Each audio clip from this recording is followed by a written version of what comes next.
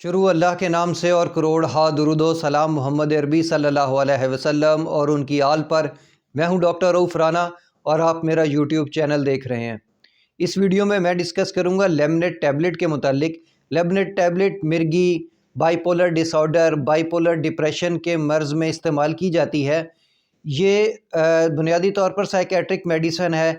ये सोडियम, दिमाग के अंदर जो सोडियम गेटेड चैनल हैं उस पर असरअंदाज होती है और जितने भी न्यूरोट्रांसमीटर्स हैं उसकी एक्सक्रीशन को कम कर देती है।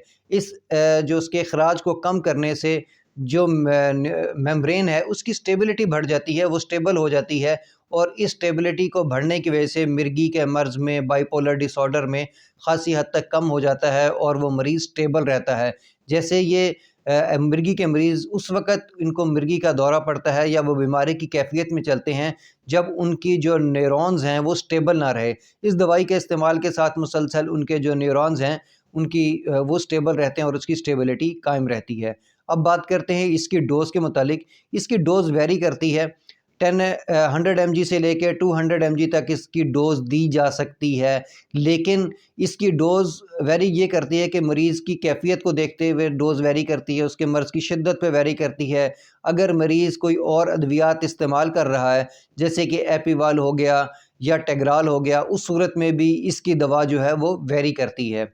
शुरू के अंदर इसकी जो है स्टार्ट जो होता है वो बहुत ही कम मिकदार से इसकी दवा को स्टार्ट किया जाता है और आहिस्ता आहिस्ता इस दवा को इंक्रीज़ किया जाता है।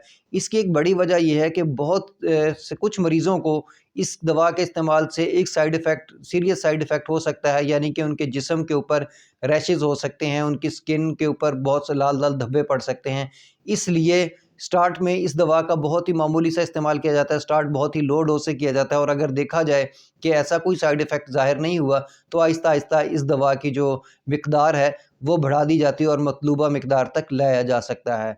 इसके और साइड इफ़ेक्ट्स के अंदर सर चकराना, मतली की कैफियत होना, दिल घबराना, भूख की कमी, मुंह का खुश्क होना, ये अमूमी तौर पर इसके साइड इफ़ेक्ट हैं।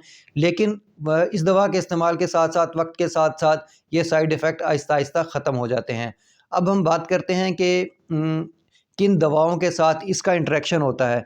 ऐसे मरीज़ जो एपिवाल का इस्तेमाल करते हैं उसमें ये लेमनेट दवा की जो डोज़ है वो ख़ासी हद तक कम रखी जाती है, क्योंकि एपिवाल और इसके असर को बढ़ा सकती है।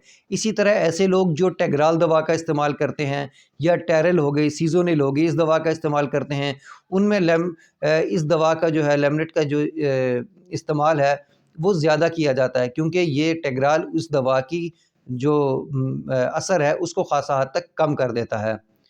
आखिर में ये बताना ज़रूरी समझता हूँ कि ये तमाम मालूमात इसलिए दी जाती हैं ताकि जो लोग इस दवा का इस्तेमाल कर रहे हो या वो लोग जिनके प्यारे इस दवा का इस्तेमाल कर रहे हों उन्हें इस दवा के मुताल्लिक मुकम्मल मालूमात हो जाए। ऐसा नहीं है कि आप ख़ुद से इस दवा का इस्तेमाल करें। अगर कोई भी दवा है हमेशा डॉक्टर या फार्मासिस्ट की मर्ज़ी से ही इस्तेमाल करें। मुझे उम्मीद है कि मेरी ये मालूमात आपके लिए फ़ायदेमंद होगी। अल्लाह आपको और आपके तमाम अहले खाना को सेहत वाली ज़िंदगी अता करे। अल्लाह हाफ़िज़।